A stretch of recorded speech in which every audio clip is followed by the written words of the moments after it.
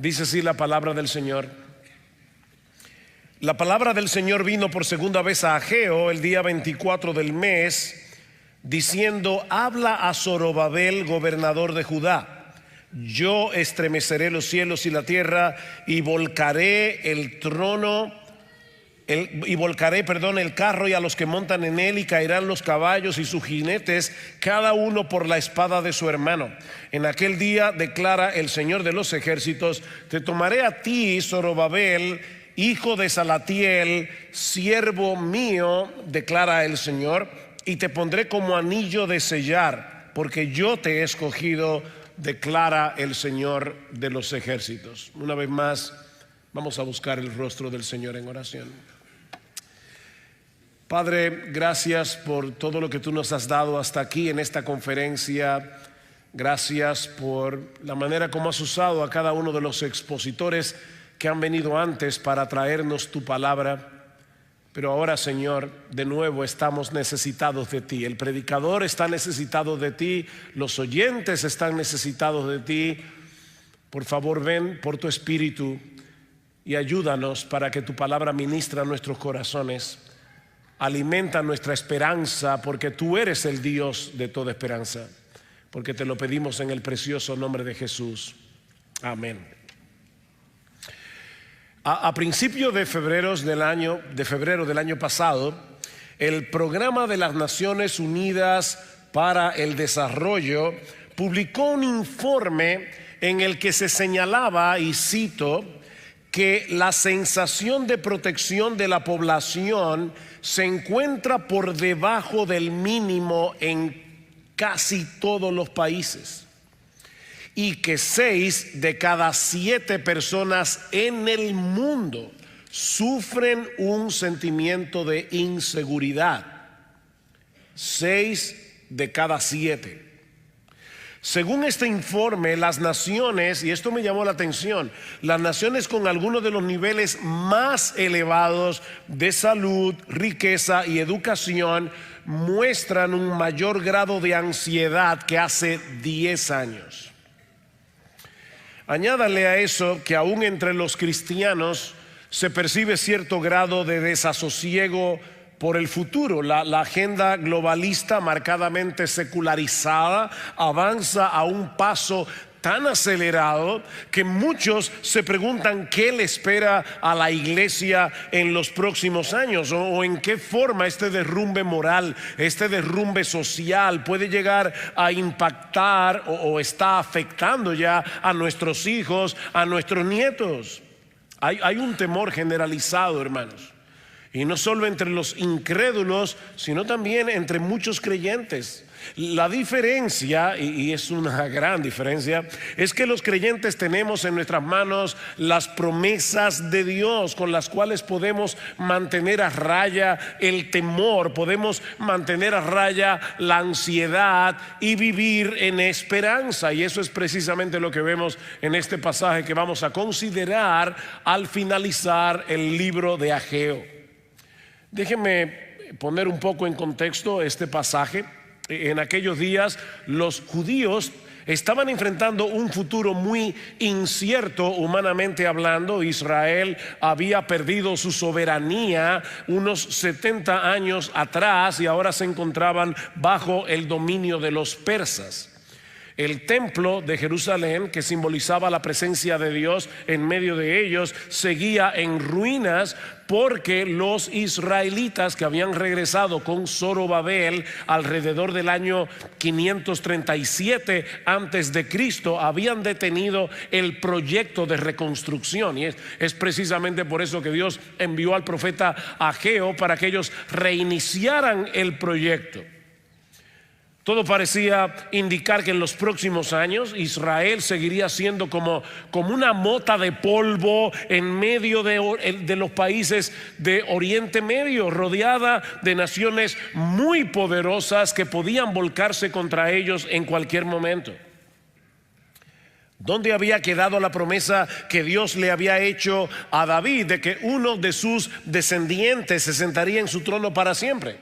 ¿Había algún futuro para Israel como nación del pacto? Mis hermanos, el panorama que estos judíos tenían por delante no parecía muy prometedor. Pero en ese momento Dios le envía a Zorobabel, que era el gobernador de Judá, un mensaje sorprendente que Ageo debía incluir en su libro. Y yo subrayo eso, porque Dios pudo haberle mandado un mensaje a Zorobabel a través de Ageo, y el Espíritu Santo pudo no haber inspirado a Ageo para que lo incluyera en su libro.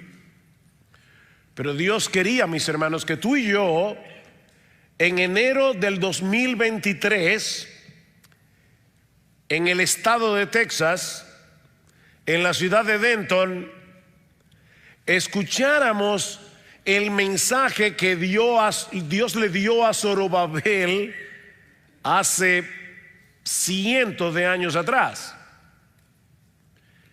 ¿Y sabes por qué? Porque tú y yo necesitamos el mensaje que Dios le dio a Zorobabel. Tú y yo necesitamos escuchar esto. Necesitamos abrazar de corazón este mensaje que Dios le dio a este hombre en aquel día, y esto por tres razones. Hay al menos tres cosas que el Señor quería enseñarle a Zorobabel, y a ti, y a ti, y a ti, y a mí. Tres cosas. La primera es que sus planes se cumplirán sin lugar a dudas, porque nuestro Dios, mis amados hermanos, posee dominio absoluto sobre todas las cosas. Nuestro Dios es soberano. Yo quiero leer el texto otra vez, pero ahora yo quiero añadir en el texto todos los pronombres personales que usa Dios aquí, tanto aquellos que están explícitos como aquellos que están implícitos. Vean el texto otra vez. La palabra del Señor vino por segunda vez a Ageo el día 24 del mes diciendo: habla a Zorobabel, gobernador de Judá. Yo, si fuera argentino dijera yo, y así lo enfatizo más: estremeceré los cielos y la tierra, y yo volcaré el trono de los reinos, y yo destruiré el poder de los reinos de las naciones, y yo volcaré el carro y a los que montan en él, y caerán los caballos y sus jinetes cada uno por la espada de su hermano. En aquel día, declara el Señor de los ejércitos, yo te tomaré a ti, Zorobabel, hijo de Salatiel, siervo mío, declara el Señor, y yo te pondré como anillo de sellar, porque yo te he escogido, declara el Señor de los ejércitos. 7 veces en 3 versículos Dios dice: yo lo haré, yo lo haré, yo lo haré. Mis hermanos, esto no es lo que Dios tiene la esperanza de tal vez, posiblemente hacer, si las circunstancias son favorables, siempre que no suceda nada imprevisto. No, esto es lo que Dios ha dicho que hará, mis hermanos, con toda certeza, porque nada ni nadie puede oponerse a sus planes. Nadie, nada en el mundo puede frustrar sus decisiones. El futuro será como nuestro bendito Dios ha decidido que sea, porque Él controla todas las cosas, porque para eso Él es Dios, con D mayúscula. Sus decretos no dejan lugar a la incertidumbre, ni para el más pequeñísimo error, Porque no hay un rincón en todo el universo donde nuestro Dios no ejerza una absoluta soberanía. Él no gobierna por el voto popular. Nuestro Dios no se está postulando para ser gobernador del universo. Él es el Señor de los señores. Porque para eso es Dios. Él no tiene rival. No hay nada que se le asemeje. Dice en Isaías capítulo 46 versículo 9 que no hay ningún Dios como Él, dice el Señor, que anunció lo por venir desde el principio y desde la antigüedad lo que aún no era hecho, que digo, mi consejo permanecerá y haré, ¿cuánto de lo que Él quiere? Todo, no un 50%, no un 75%, no un 99%. Yo haré todo lo que quiero. Todo lo que quiero. No existe un poder sobre la tierra que pueda ponerle resistencia. Nabucodonosor, Daniel capítulo 4. Lamentablemente Nabucodonosor tiene una mejor teología que muchos que se dicen evangélicos en el día de hoy. Todos los habitantes de la tierra son considerados como nada, comparados con Dios. Mis hermanos, toda la humanidad queda reducida a nada, y eso incluye a los ricos, eso incluye a los poderosos. Él hace según su voluntad en el ejército del cielo y en los habitantes de la tierra, y no hay quien detenga su mano y le diga ¿qué haces? Ni en el cielo ni en la tierra existe un poder que pueda frenar, que pueda frustrar los planes de Dios. Isaías 40:15, me encanta este texto. He aquí que las naciones le son como la gota de agua que cae del cubo, y como menudo polvo en la balanza le son estimadas. Déjame hacerte una pregunta. ¿A ti te parece que la ONU es muy poderosa? ¿Te produce algún temor el poder militar de Rusia, de China, de los Estados Unidos? Porque para Dios todas las naciones, mi hermana, ¿algún día tú has estado limpiando la casa y se te cae una gota de agua de la cubeta? Bueno, cada vez que ahora tú veas una gota de agua que se te cae de la cubeta, esos son todas las naciones juntas. Yo quisiera hacer una pregunta. ¿Alguno de ustedes alguna vez ha ido al supermercado y mete en una bolsa, ¿verdad?, algunas frutas, y cuando la va a pagar le dice a la dependiente, por favor límpiala bien, porque no quiero que la fruta tenga algo de polvo y ese polvo encarezca la fruta? No, porque ese polvo no va a variar el precio. Bueno, lo que dice Isaías es que todas las naciones de la tierra son como menudo polvo en la balanza. Nada. Como nada son todas las naciones delante de Él, sigue diciendo Isaías, y en su comparación serán estimadas en menos que nada y que lo que no es. ¿Saben, mis hermanos, por qué es que nosotros nos atemorizamos? Porque solemos comparar el poder de las naciones con nosotros. Y cuando yo comparo el poder de Rusia conmigo, imagínese usted. Pero si tú haces como hizo Moisés, que cuando tenía Faraón delante de él se sostuvo como viendo al invisible, te vas a dar cuenta que no importa si es Faraón, no importa quién sea, es como un chihuahua delante del Señor. Nada, nada.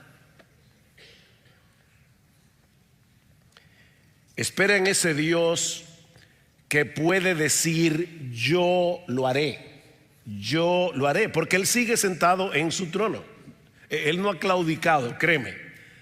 Él está gobernando todas las cosas para su gloria y para el bien de su pueblo, aunque en este momento no tengamos ni idea de lo que Él está haciendo. Lo segundo que Dios le dice a Zorobabel, y a ti, y a ti, y a ti, y yo no sé si hay alguien por ahí, a cualquiera,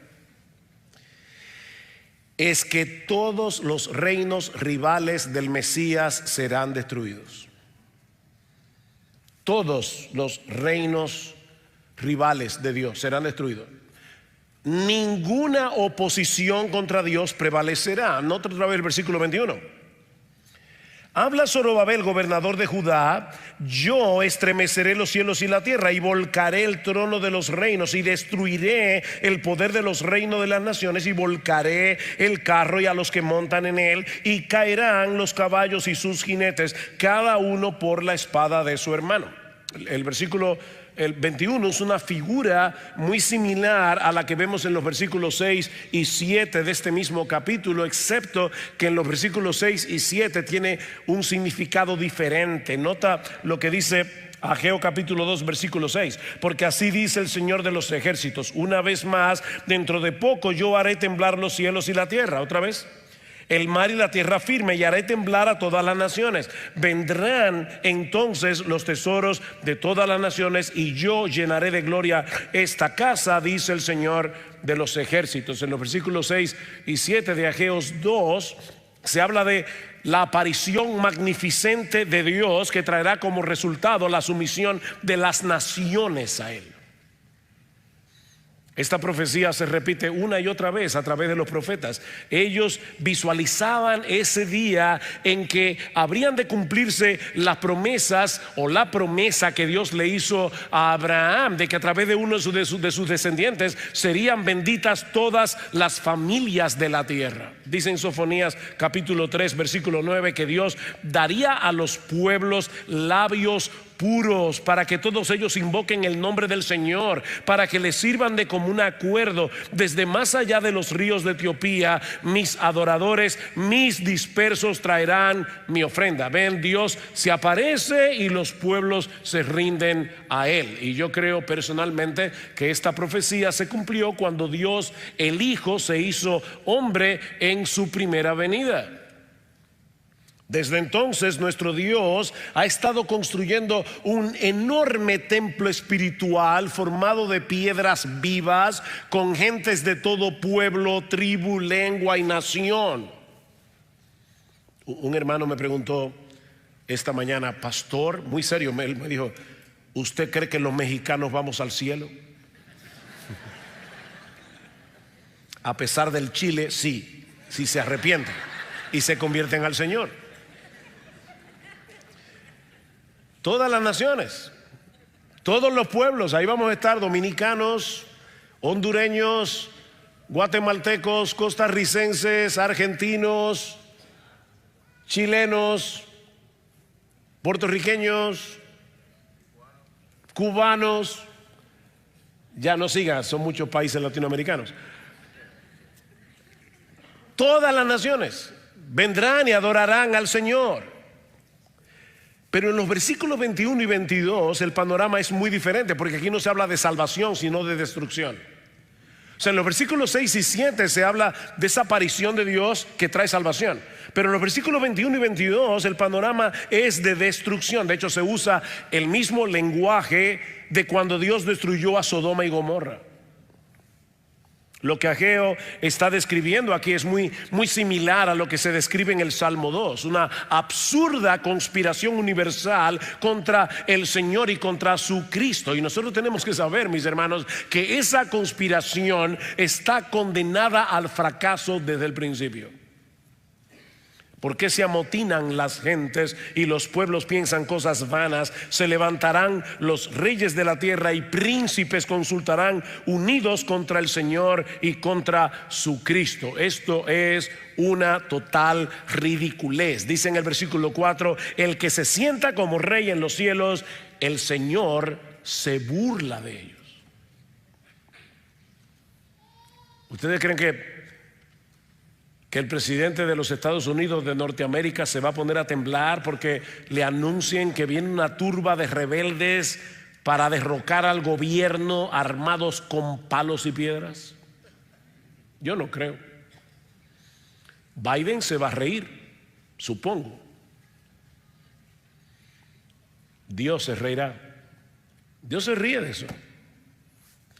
Mis hermanos, esta conspiración no produce ninguna alarma en el cielo. Dios no está temblando por la agenda globalista. Dios no está temblando por el avance de la ideología de género.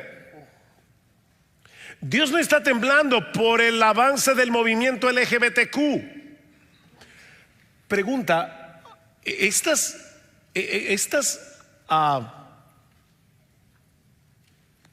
amenazas son reales? Sí, son reales.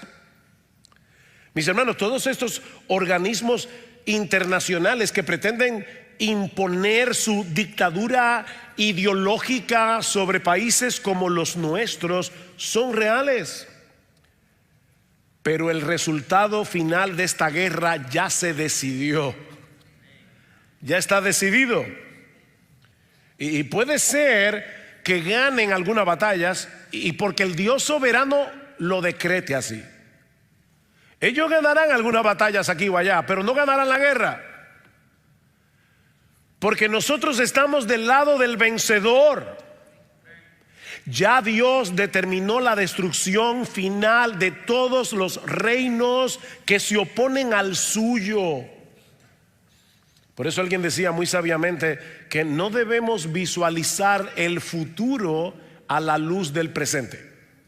No, debemos visualizar el presente a la luz de lo que nos espera en el futuro. Y lo que nos espera en el futuro es que todos los poderes mundiales que se oponen a Dios serán aplastados y serán puestos por estrado de los pies de nuestro bendito Señor y Salvador Jesucristo. Esta profecía obviamente tendrá su cumplimiento final y definitivo cuando Jesucristo regrese en gloria. Pero ¿saben qué, hermanos? Nosotros podemos estudiar la historia y veremos cómo Dios ha estado decidiendo el destino de los grandes imperios a través de todos los años, a través de todos los siglos, a través de toda la historia. Cuando Hitler anunció que el Tercer Reich, eso fue a principios de 1933, iba a durar 1000 años, él no sabía que el Tercer Reich iba a durar 12 años, 3 meses y 8 días. No 1000 años. Es Dios y no el hombre el que determina los movimientos de la historia. Solo Él tiene el poder de decir: yo lo haré. Solo Él, nadie más. Así que este sistema que ahora conspira contra el Dios del cielo será completamente destruido, dice Pedro. Pero según su promesa, nosotros esperamos nuevos cielos y nueva tierra en los cuales mora la justicia. Y como Dios lo prometió, podemos esperarlo, porque Dios no miente. Mis hermanos, lo que dice este libro es la verdad verdadera de Dios.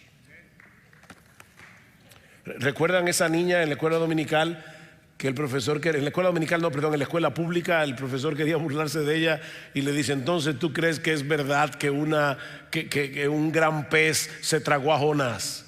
Y la niña le dijo: sí, yo lo creo, y si la Biblia dijera que fue Jonás el que se tragó al gran pez, también lo creo. Lo que dice este libro es verdad. Es la verdad verdadera de Dios.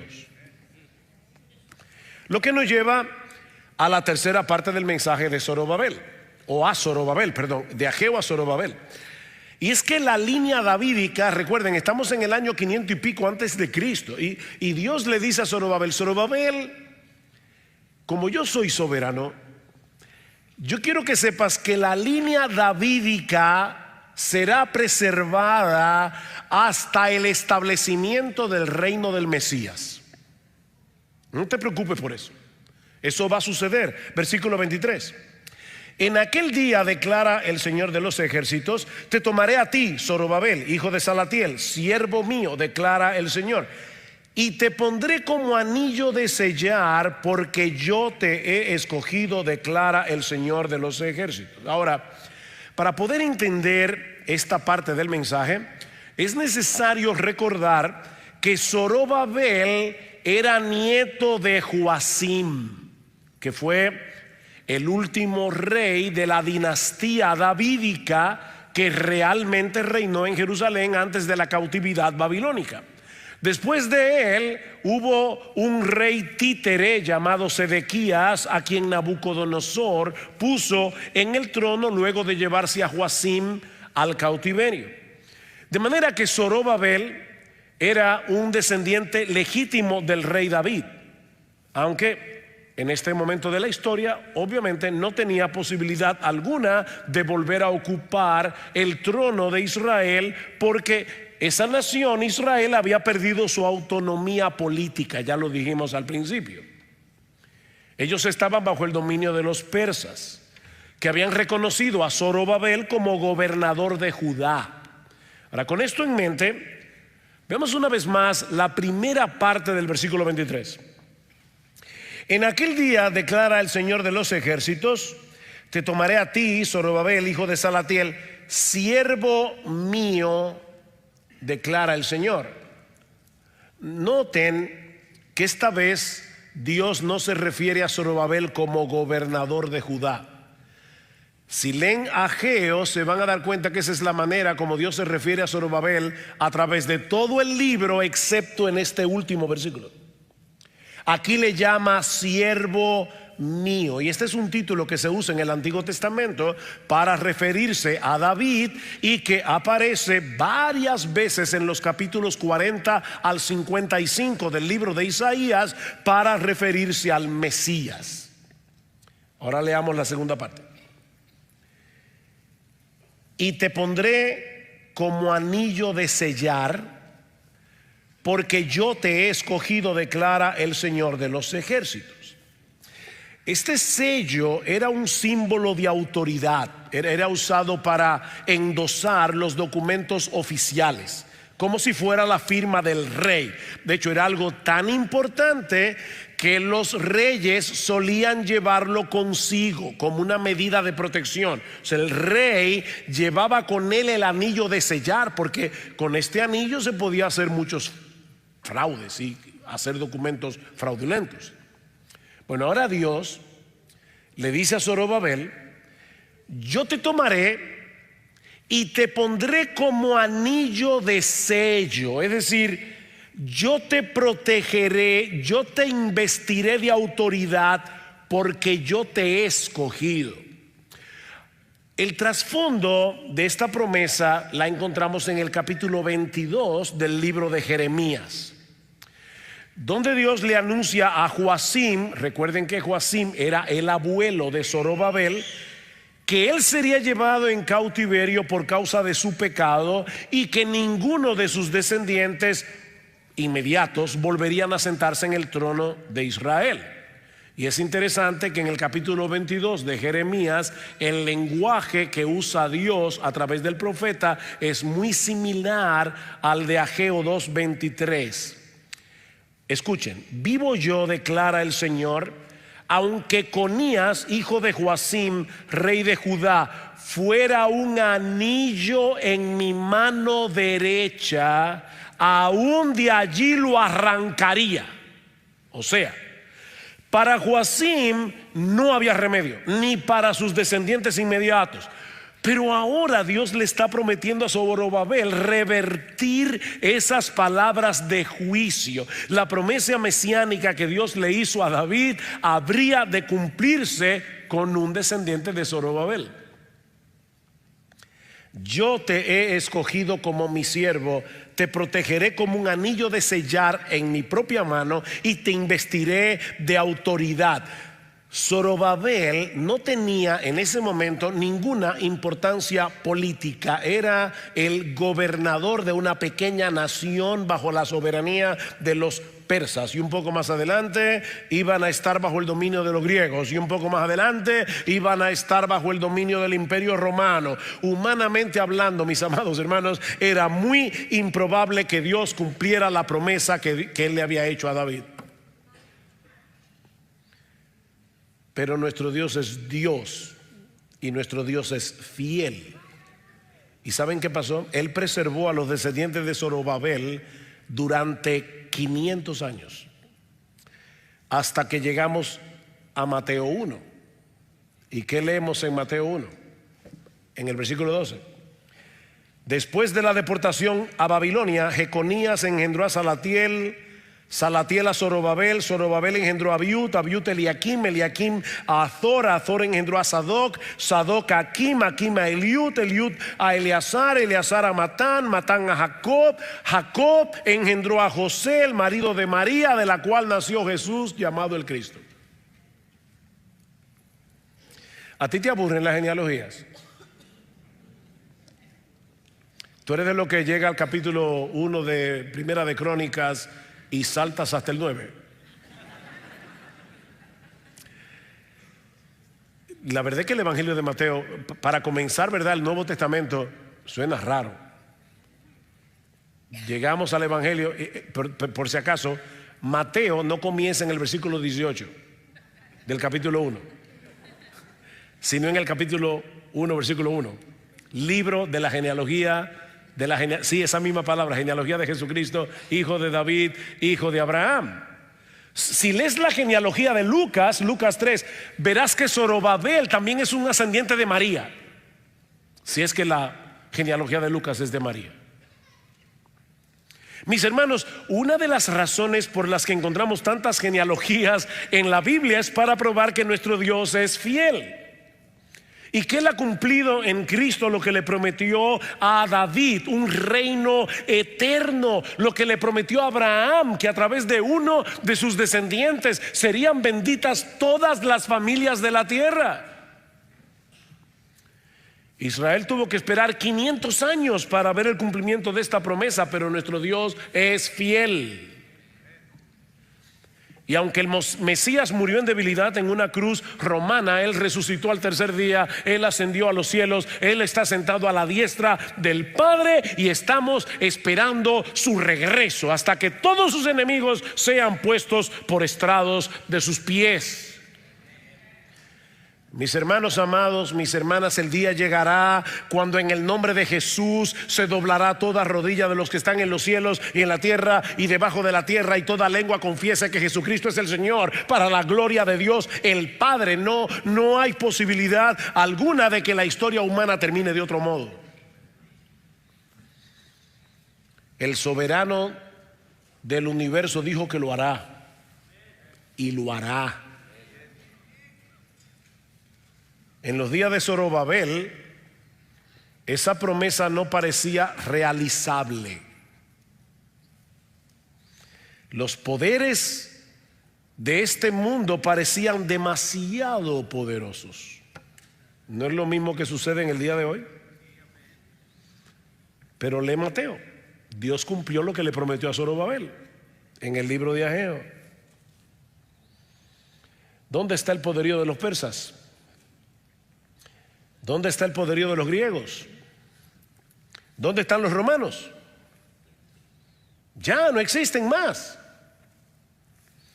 Pero Jesús está sentado en su trono y volverá por segunda vez, dice segunda Tesalonicenses, para dar retribución a los que no conocieron a Dios ni obedecen al evangelio de nuestro Señor Jesucristo, los cuales sufrirán pena de eterna perdición, excluidos de la presencia del Señor y de la gloria de su poder, cuando venga en aquel día para ser glorificado en sus santos y ser admirado en los que creyeron, en todos los que creyeron. Esa es nuestra esperanza.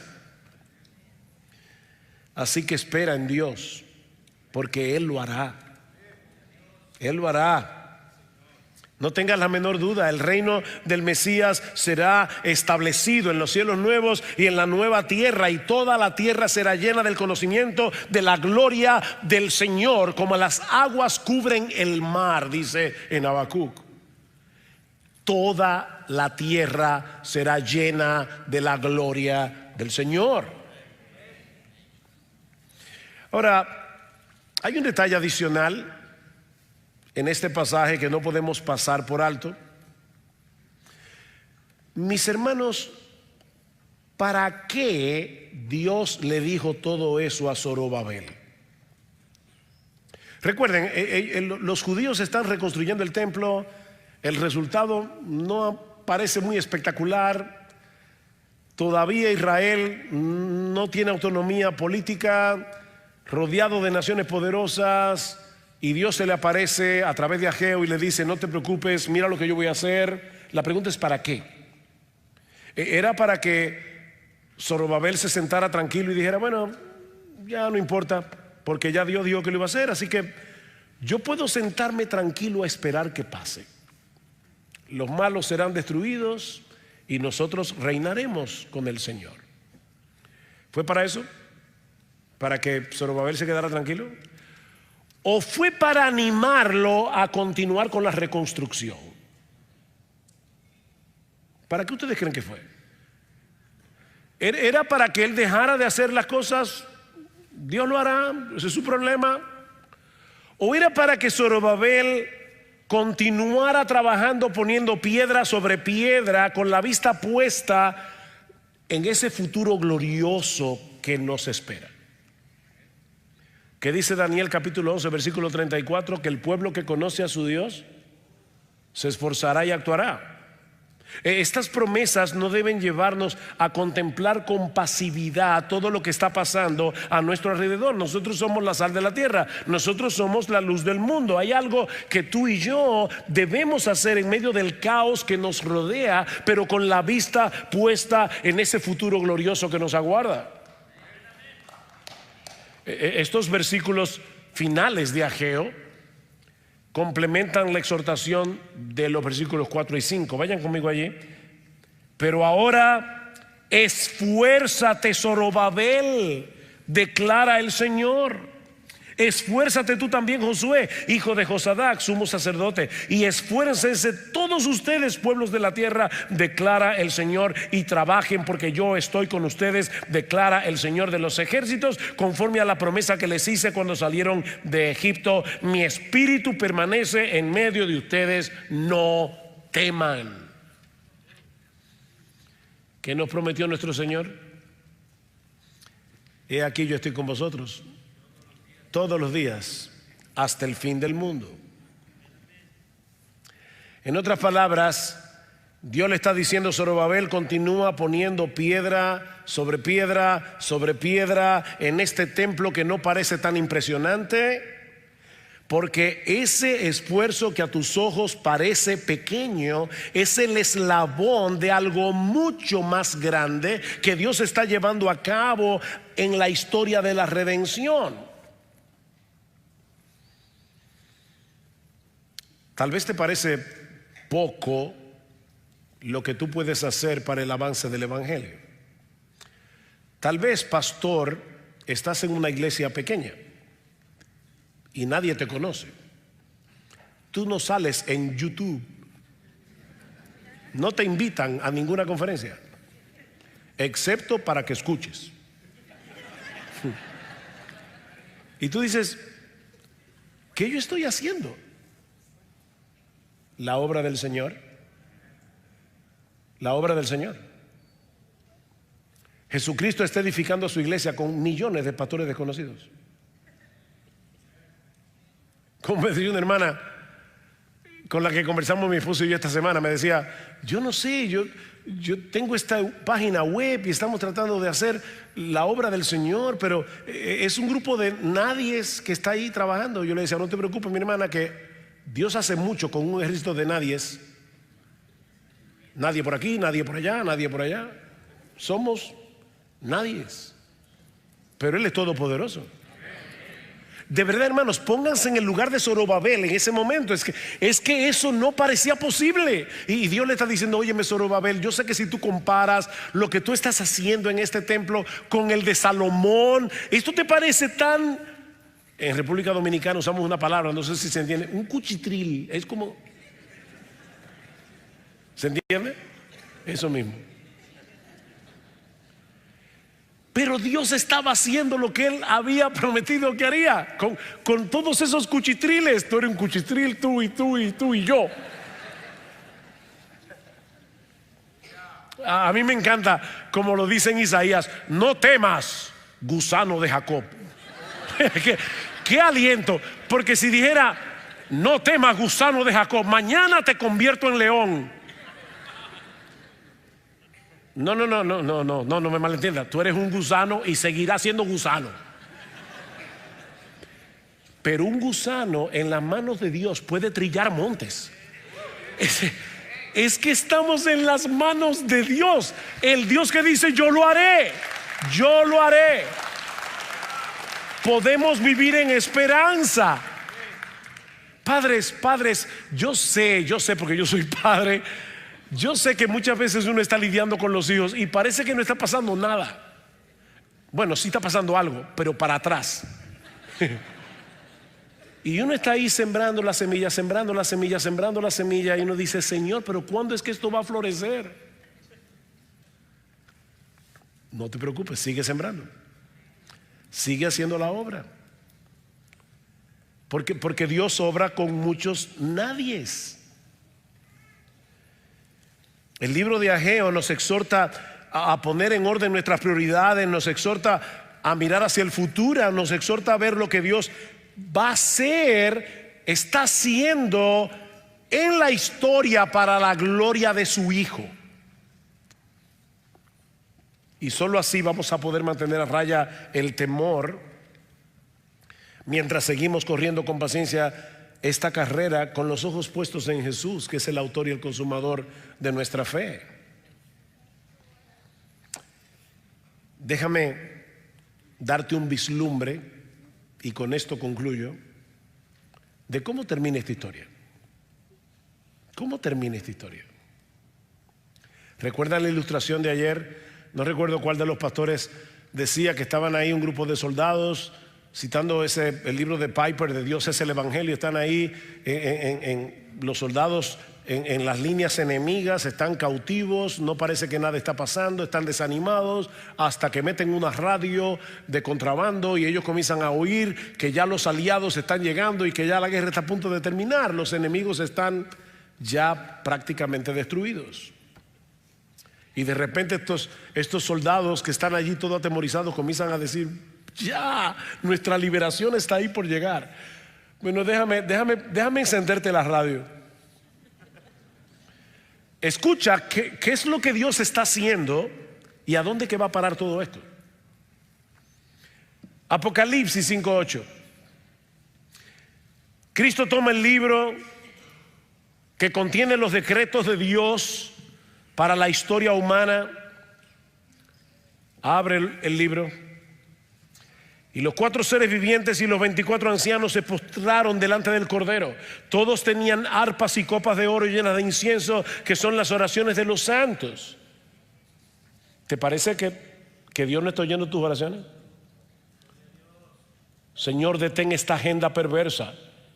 Y sigue moviéndose hacia adelante. Dice: ¿qué es lo que Dios está haciendo? ¿Dónde están mis oraciones? No te preocupes, Dios las está guardando en algún lado. Y en el capítulo 8 de Apocalipsis dice que cuando el Señor hizo así, tomó esa copa llena de oraciones y la volteó. Hubo truenos, relámpagos, hubo un silencio en el cielo como por media hora. ¿Tú crees que Dios no está oyendo tus oraciones? Dice que todos tenían arpas y copas de oro llenas de incienso, que son las oraciones de los santos. Y cantaban un nuevo cántico diciendo: digno eres de tomar el libro y de abrir sus sellos, porque tú fuiste inmolado y con tu sangre nos has redimido para Dios de todo linaje, lengua, pueblo y nación, y nos has hecho para nuestro Dios reyes y sacerdotes, y reinaremos sobre la tierra. ¿Hay alguna duda ahí? Reinaremos sobre la tierra. Y miré y oí la voz de muchos ángeles alrededor del trono y de los seres vivientes y de los ancianos, y su número era millones de millones, que decían a gran voz: el Cordero que fue inmolado es digno de tomar el poder, las riquezas, la sabiduría, la fortaleza, la honra, la gloria y la alabanza. Y a todo lo creado que está en el cielo y sobre la tierra y debajo de la tierra y en el mar, y a todas las cosas que en ellos hay, oí decir: al que está sentado en el trono y al Cordero sea la alabanza, la honra, la gloria y el poder por los siglos de los siglos. Los 4 seres vivientes decían: amén. Y los 24 ancianos se postraron sobre sus rostros y adoraron al que vive por los siglos de los siglos. Así termina esta historia. Y tú y yo Somos parte de ese ejército. Aleluya. Alabado sea el Señor nuestro Dios. Dios dice que lo hará.